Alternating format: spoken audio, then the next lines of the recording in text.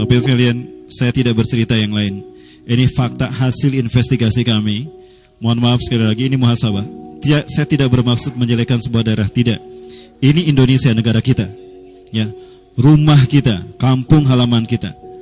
Bapak Ibu rahmati Allah. Masih ingat kan tsunami Aceh terjadi tahun berapa? 2004, tanggal 26 Desember 2004. Kisah ini sampai pada saya, dan demi Allah kita sudah bahas di sini ya. Dan ada salah satu dari orang Aceh yang hadir, sudah 3 orang Aceh yang mendengar cerita saya. Mereka mengatakan, iya, saya mendengar Ustaz, saya korbannya juga, korban tsunami. Tapi alhamdulillah saya selamat, tapi orang tua saya, adik-adik saya sudah tidak ada. Mereka menjadi korban. Dan ini pernah hadir di Trans Studio. Ceritanya begini, ya, sesuatu yang membuat kami tidak bisa memahaminya ini. Tapi ini adalah i'tibar dari Allah. Kami menyaksikan di kota Banda Aceh bagaimana peristiwa itu, liputannya ada. Dulu kami simpan dalam satu file. Kapal peri yang begitu besar itu terpontang-panting, terseret sampai ke tengah kota Banda Aceh, sampai terdampar di atas hotel berbintang 5. Kapal peri yang bisa memuat truk, 10 truk, beberapa puluh mobil, motor dan penumpang, itu bisa tersapu sampai ke beberapa puluh kilometer ke kota Banda Aceh. Tapi di pinggir pantai, di sana ada makam Syah Kuala di Banda Aceh. Di makam Syah Kuala itu numpuk yang namanya kondom dan minuman bir. Sesuatu yang tidak masuk di akal, Bapak Ibu. Kapal peri bisa terseret sampai ke tengah kota, kok kondom masih di pinggir pantai sama botol minuman keras. Berarti itu isyarat dari Allah. Allah sisakan itu untuk menjadi itibar, mauizah bagi kita. Maka kami cari data, ternyata ketemulah seorang ustadz pernah memperingatkan. Orang-orang yang datang ke sana itu bukan orang Aceh.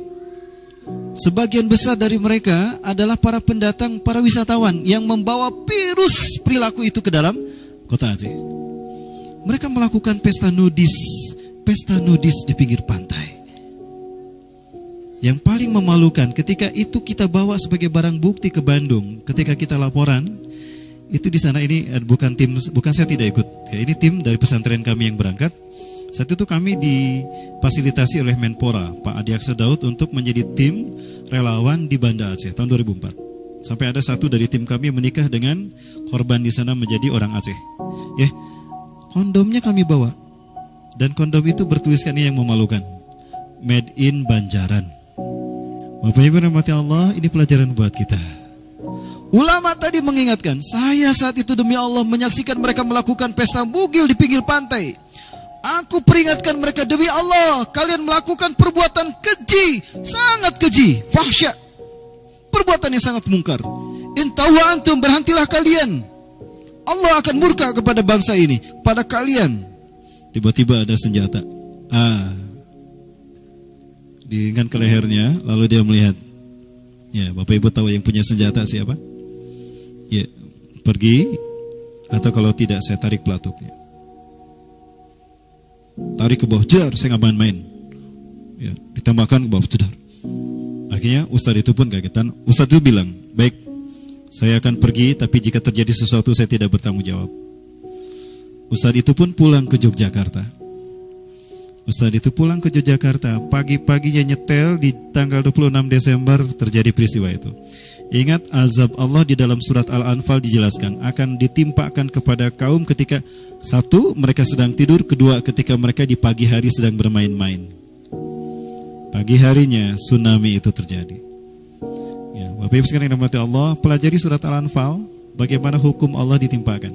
Ini karakter surat Al-Anfal dan rumusan bencana bagaimana Allah timpakan pada manusia. Baik Bapak Ibu rahmati Allah. Dan ingat, Rasulullah memberitahukan pada kita, jika kalian berada di tempat yang dulu ada kaum yang diazab di atasnya, maka jangan berlama-lama. Ini adalah mereka yang diazab nyaris sama, yaitu di Pompei, di lereng Gunung Vesuvius, Italia. Pernah mendengar cerita kaum Pompei? Ada filmnya kan, yang dibuat oleh Hollywood tentang Pompei. Mereka melakukan perbuatan juga yang sama, kejinya. Mereka memang laki-laki dengan perempuan, tapi perempuan dengan laki. Cuma zina mereka lakukan di depan rumah. Kemuliaan satu keluarga dinilai dari keberanian mereka melakukan persetubuhan di luar rumah. Bahkan mereka membuat miniatur tipuan duplikasi kelamin laki-laki dan perempuan itu dipasang di depan pintu rumah mereka. Itu kaum Pompei.